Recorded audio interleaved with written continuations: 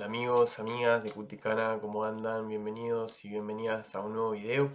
Hoy vamos a charlar un poquito sobre cuál es el objetivo que tiene nuestro suelo, por qué es importante y por qué debemos protegerlo. Parece obvio, pero es importante aclararlo y destacarlo.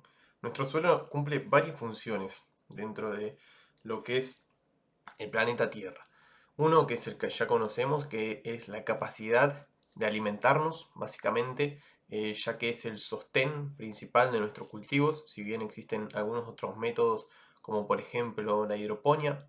Por otro lado, también tiene y cumple un rol fundamental en lo que es la retención de agua y también no solamente la capacidad de alojar el agua, sino también de mantenerla a salvo, que es algo fundamental, pero por sobre todas las cosas tiene un rol fundamental en lo que es la captura de carbono a nivel mundial. ¿Por qué estamos hablando de esto? Bueno, como decíamos recién, tanto el suelo como los mares y como los bosques son los principales agentes retensores de este carbono.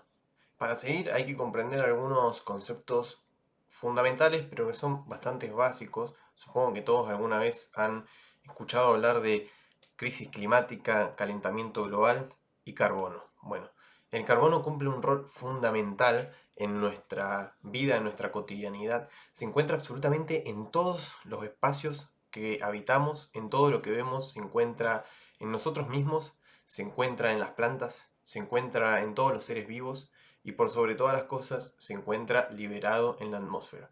¿Qué pasa cuando esto se encuentra de forma deliberada en la atmósfera? Bueno, el carbono tiene una gran capacidad para retener el calor. De hecho, no solamente tiene la capacidad para retenerlo, sino que al absorberlo tiene la capacidad de irradiarlo. Entonces, eso es lo que genera, digamos, en la actualidad grandes problemas referidos al calentamiento global o a la crisis climática. La pregunta es cómo algo que se encuentra en la naturaleza, algo que está disponible desde la creación del mundo, algo que respiramos, algo que somos y algo que se encuentra en todos los seres vivos del mundo, ¿puede hacerle mal al planeta? La respuesta es sí. Pero el carbono que le hace mal al planeta Tierra no es el carbono que se encontró siempre de forma natural.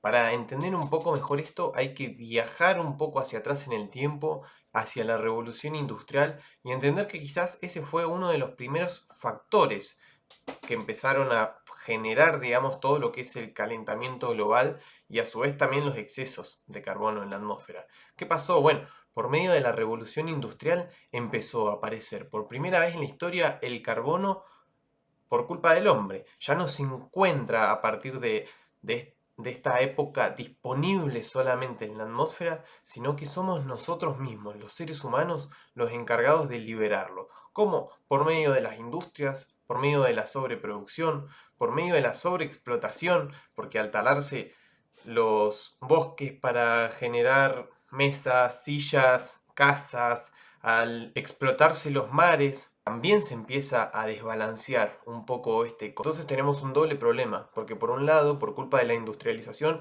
estamos liberando excesivamente carbono a la atmósfera y al mismo tiempo estamos quitándole al planeta Tierra la oportunidad de capturar ese carbono. Sin embargo, ese no es el único problema. ¿Por qué? Porque es en esta misma época del mundo que, gracias también a la revolución industrial, se empieza a generar un éxodo masivo de la gente de los campos hacia las grandes ciudades, con la promesa de tener un mejor pasar, un mejor vivir, más oportunidades laborales. Esto generó en cierto punto no solamente que la gente que sabía cultivar se vaya de los campos hacia las ciudades a hacer otro tipo de trabajos que no tenían nada que ver con lo que venían haciendo, sino que también dejó un hueco vacío en los campos, porque ya la gente que sabía cultivar las tierras, que venía haciéndolo desde hace un montón de tiempo, se fue de ahí. Entonces esto le dio también una apertura masiva de los campos a las industrias químicas que se desarrollaron también en esta época. Entonces sumamos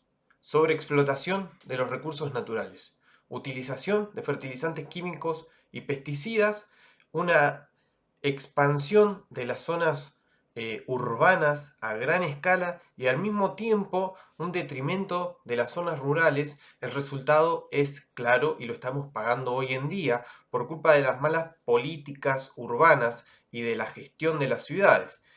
Esto se tradujo en un 80% del territorio a nivel mundial totalmente desertificado. Y escucharon bien, no estamos exagerando, son números que al día de hoy indican que casi la totalidad del territorio a nivel mundial se encuentra desertificado por malas prácticas agrícolas. A su vez, de estas malas prácticas se desprenden un 25% de las emisiones de gases de efecto invernadero. Es decir, un cuarto del gas que nos está matando a todos proviene de las malas prácticas agrícolas, cuando es el campo el que tranquilamente podría estar resolviendo esta problemática.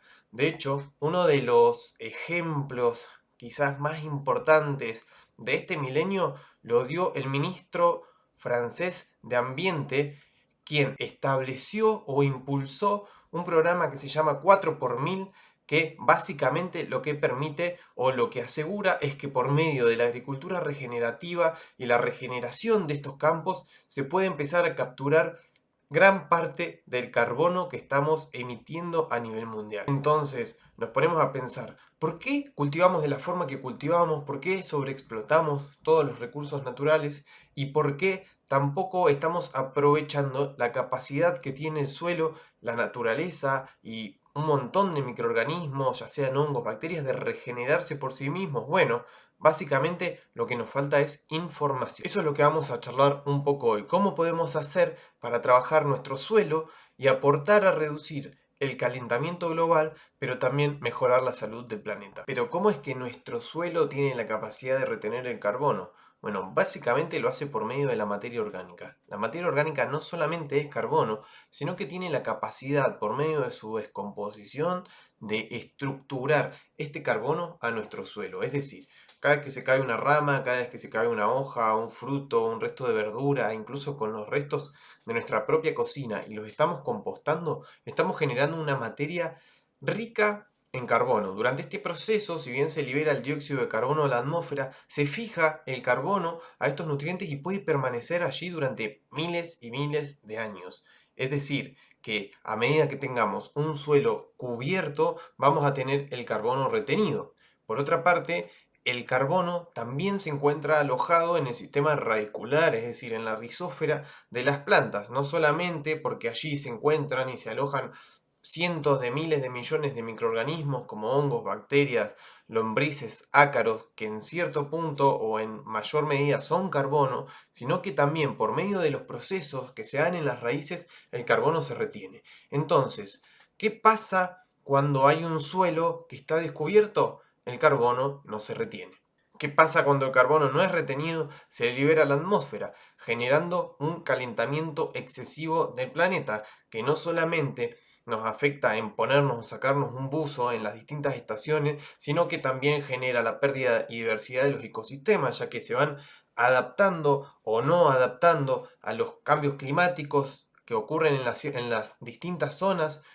Ocurre el derretimiento de los glaciares, lo que genera la pérdida de un montón de agua dulce, genera absolutamente problemas en todos lados. Si realmente queremos ser responsables con nuestro planeta, con lo que está pasando alrededor, no solamente tenemos que buscar informarnos, sino que también tenemos que generar el respeto por los distintos ecosistemas. Tenemos que comprender que tanto los árboles, como los mares, como el suelo, tienen la capacidad de salvarnos de lo que está pasando. Entonces tenemos que empezar a cuidar lo que sucede. ¿Cómo lo cuidamos? Bueno, compostando nuestra casa, podemos cuidar no usando fertilizantes químicos, no usando pesticidas, que además estos pesticidas tienen la capacidad de, una vez que los ponemos en el agua o en el espacio donde estamos cultivando, de expandirse hasta 4 kilómetros a la redonda. Entonces, no solamente es que nosotros estamos usándolos en nuestra casa, sino que alguien que vive a 4 kilómetros alrededor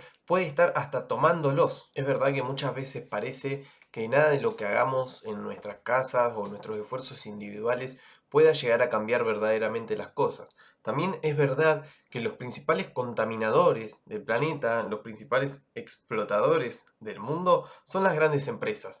Pero nosotros, como consumidores, podemos también empezar a cambiar eso, no solamente dejando de comprar las cosas que dañan el planeta, sino también exigiendo el cuidado del mismo. No tenemos un suelo alternativo, no tenemos un reemplazo tampoco. Necesitamos empezar a gestionar de mejor manera lo que pasa debajo de nuestros pies. Necesitamos empezar a entender que sin suelo no hay vida, sin suelo no hay alimento, sin suelo no hay agua, sin suelo no hay nada.